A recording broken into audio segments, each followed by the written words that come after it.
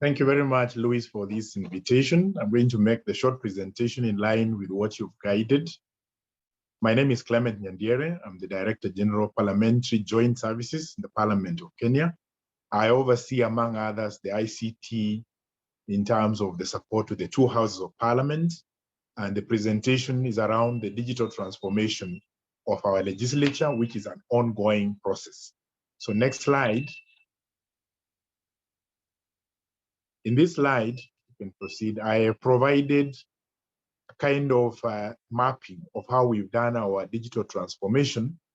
We came up with a digital transformation strategy, which we call DTS 2021-2024, which basically covers the areas of ICT acquisition, adoption, and usage within the Parliament. And it's an ongoing project. We have done quite a number of things that you're going to see.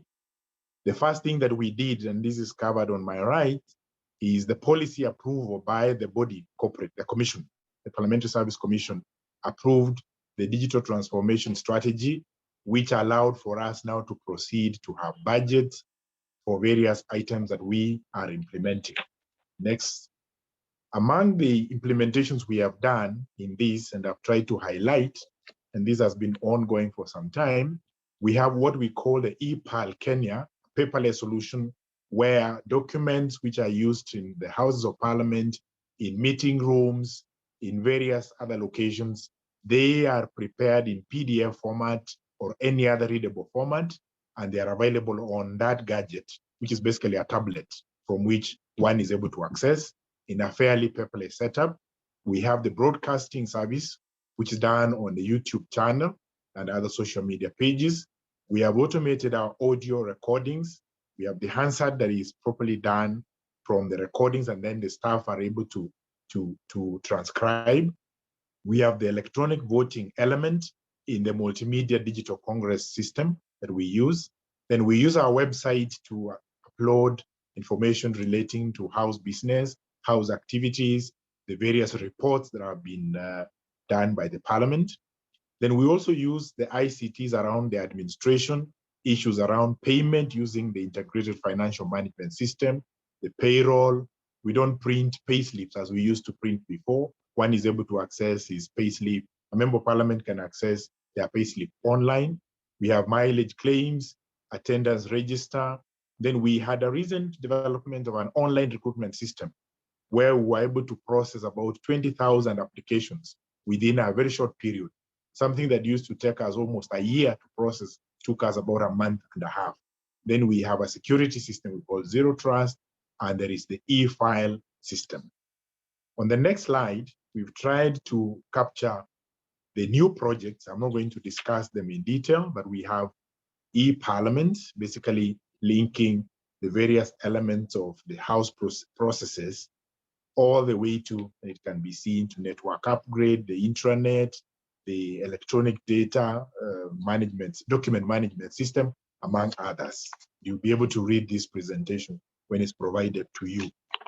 The point next that I'm going to cover, so that I'm within time, has to do with the value. That's the next slide. The value that the digital transformation has had to our legislature, among others. I can say we have had improved efficiency in terms of operational efficiency, because we had a very manual, it's an old Parliament, 50 years plus with manual paperwork. This has been reduced significantly. Access to information by the citizens, so enhanced accessibility. There is the improved transparency, so to speak, because any work that is going on in the chamber and is being broadcast live, the citizenry is able to see what their legislators are doing on the floor of the House, something that wasn't there up to about 2008. It used to be a closed door area. Then, of course, increased collaboration and communication using the digital tools across various users, from members of Parliament to staff, to government departments, to even citizens as a whole. And then, of course, the element of supporting innovation within this sphere of Parliament. The next slide, I've covered demands for implementation of digital solutions. Next slide, please.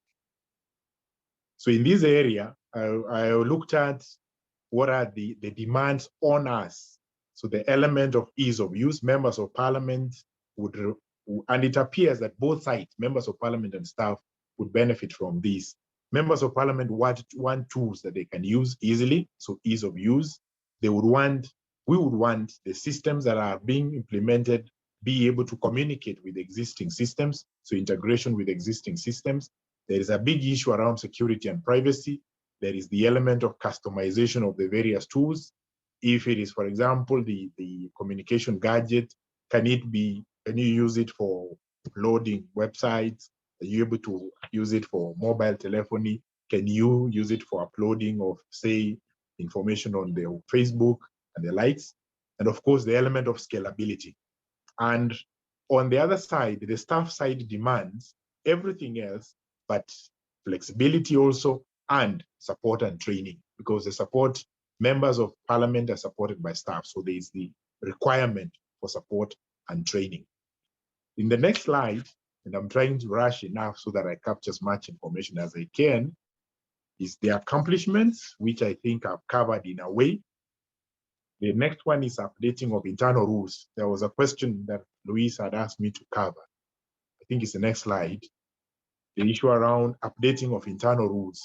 For us to, for example, have the order paper published online, for us to have reports of parliament published online, for us to be able to do some of the admin work like biometric, rules of engagement were declared properly. So the standing orders were revised to allow for electronic records for purpose of the House, but also the internal procedures. We had to come up with a social media policy, which is covering what needs to be published on the Twitter or on a website or on Facebook.